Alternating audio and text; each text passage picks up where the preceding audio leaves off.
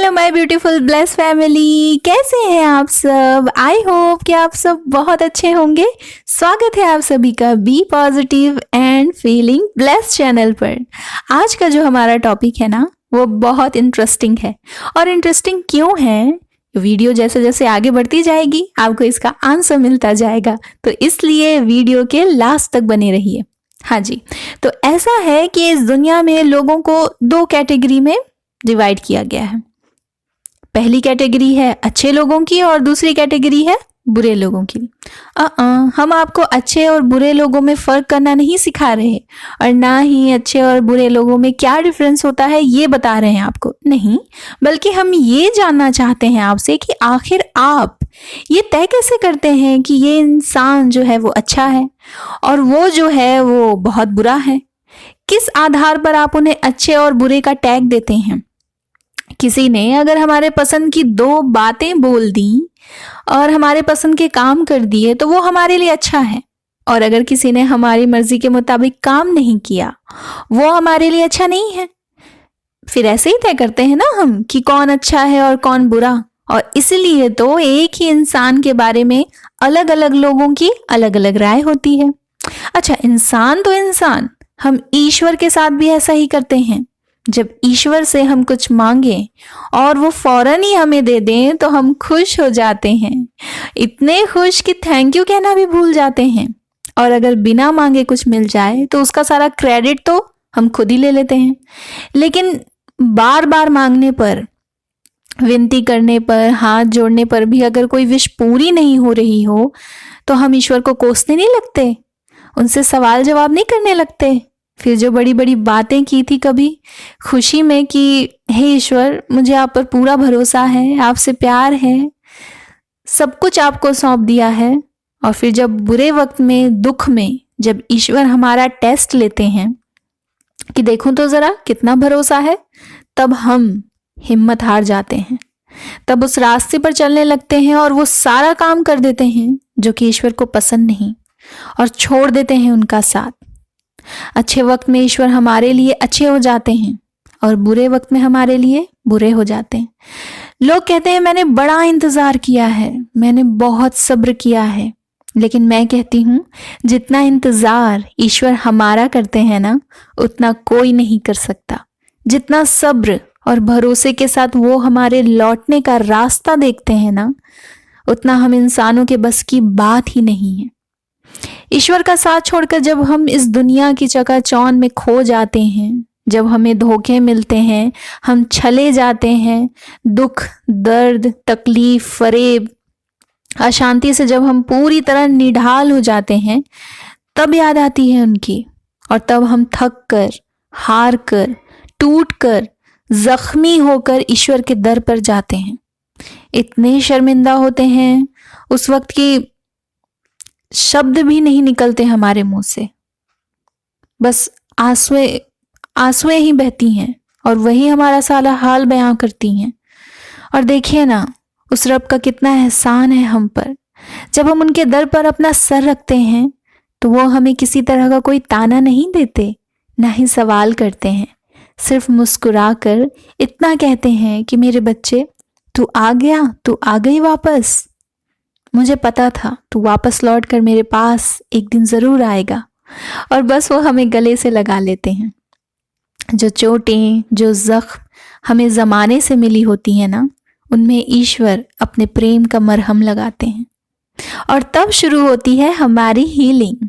My dear, ये मैं आपको कोई कहानी नहीं सुना रही, बल्कि ये एक सच है, हर इंसान का सच। अब इस सच से कौन कौन वाकिफ है ये तो मुझे नहीं पता, लेकिन मैंने इस सच को जिया है, मैंने इस एहसास को महसूस किया है। फर्क सिर्फ इतना सा है ना कि ना मैं कभी उन्हें भूली और ना उन्होंने कभी मुझे छोड़ा।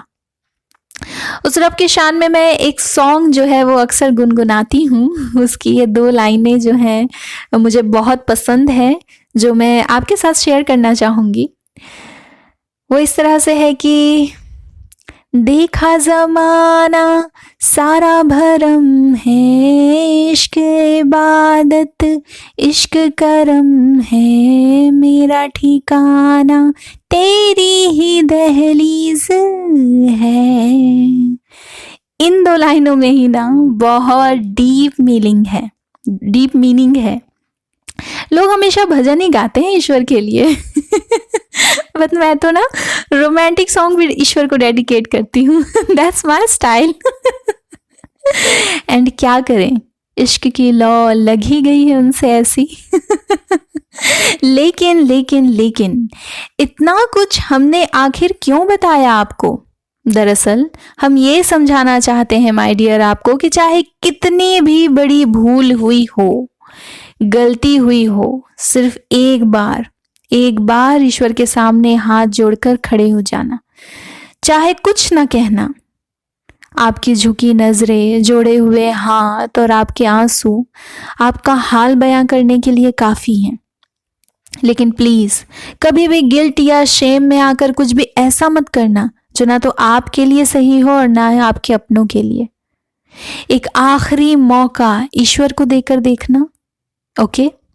और सबसे जरूरी बात, जिस तरह 1000 गलतियों के बावजूद हम ईश्वर से उम्मीद करते हैं कि वो हमें माफ कर दें, उसी तरह जब आपसे कोई माफी की उम्मीद करे तो उसे माफ जरूर करना, और जब माफी ना भी मांगे ना, उसे भी माफ कर देना नादान समझकर क्योंकि जब हम दूसरों को माफ करते हैं तभी हम अपने लिए भी माफी की उम्मीद ईश्वर से कर सकते हैं, है ना? और हम आपसे ये नहीं कह रहे कि सब में सिर्फ अच्छाइयाँ ही देखिए, बल्कि किसी को ऑब्जर्व करना, उसकी कमजोरी, अच्छी या बुरी बातों को जान लेना, समझ लेना, इसलिए नहीं है कि उसे अच्छे लोग या बुरे लोगों की कैटेगरी में डिवाइड कर सकें, बल्कि इसलिए जरूरी है कि ताकि खुद को हम प्रोटेक्ट कर सकें, ये जान सकें कि सामने वाला हमारी एनर्जीज के काबिल है या नहीं है, हेल्दी बाउंड्री को मेंटेन किया जा सके, है ना? किसी को भी जज करना और उनके बारे में एक फिक्स राय बना लेना ये बिल्कुल सही नहीं है, क्योंकि हर किसी की अपनी जर्नी है, हर किसी का अपना एक्सपीरियंस है, हर किसी का अपना बिलीव सिस्टम है। हर कोई अपनी लाइफ में किसी ना किसी डिफिकल्टीज का सामना कर ही रहा है। वो ऐसा है नहीं, वो ऐसा बन गया है।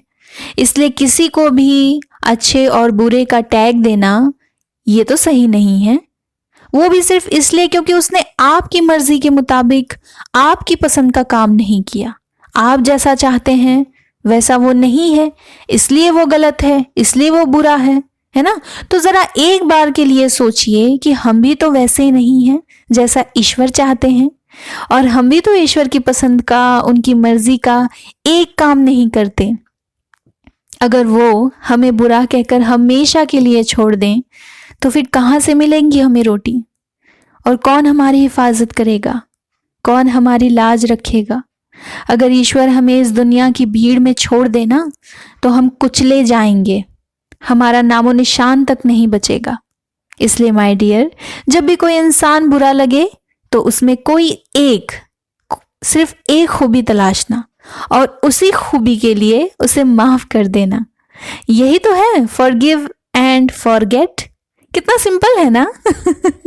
और अगर कोई आपकी वाइब्रेशन से मैच नहीं कर रहा है या आपको फील हो रहा है कि ये एनर्जी वैम्पायर है, तो उससे दूर रहिए, अलग हो जाइए। बट उसके बारे में बुरा सोचकर या बुरा बोलकर आप अपना नुकसान कर रहे हैं, क्योंकि अगर सामने वाला एनर्जी वैम्पायर है तो वो तो अपना काम कर रहा है जो एक एनर्जी वैम्पायर का काम होता है। तो ऐसे में उसे ब्लेम करना ये तो गलत ही होगा, है ना? इसके बजाय हमें ये देखना चाहिए कि हमारा क्या काम है और क्या अपना काम हम सही तरीके से कर रहे हैं या नहीं। और इसके लिए who I am, what is my life purpose, इनके आंसर्स आपको पता होने चाहिए। हमारा जन्म क्यों हुआ है, और भी कई सारे खुद से जुड़े हुए जवाब हमारे पास होना जरूरी है। ओके? कभी कभी जो लोग हमें बुरे लगते हैं ना, वो हमारे लिए भी कुछ बहुत अच्छा कर जाते हैं।